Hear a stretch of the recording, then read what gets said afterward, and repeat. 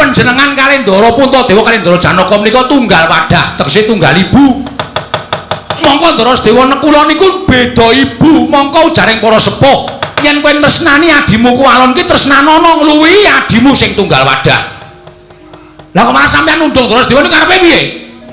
Niki mergo sampeyan nundung Ndara Sedewa, bapak kula iso kejet-kejet. Mergo Pandhawa ora iso rawuh teng arah Kadempel jangkep 5 cacahe. Apa itu masalahe? Waduh. Tak ketak-ketak kowe. Aku tak takon aku tak melu nesu. Lah omongi, heeh.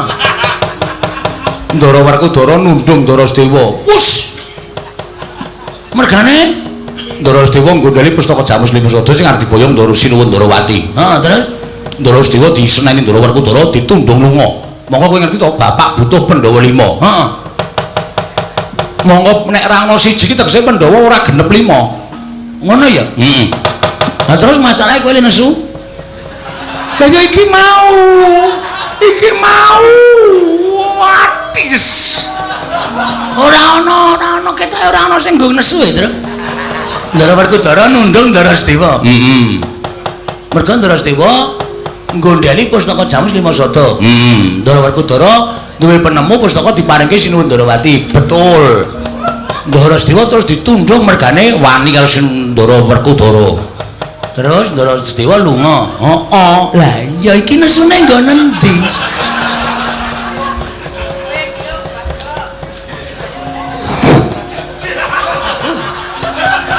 Aku dhewe bunek lho kok.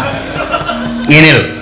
Iki nek Ndara Sedewa ora kondur, iki ateges Pandhawa ora iso rawuh ning Karang Kadempel 5. Ngerti to?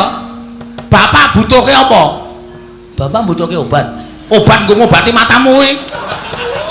Trombo ora kasar cangkeme. Aku ki mumet jogongan anakku kowe ki goblok banget. Wah, wis kowe rasa nesu. Ya nesu karang kowe karo aku ki wis wong loro.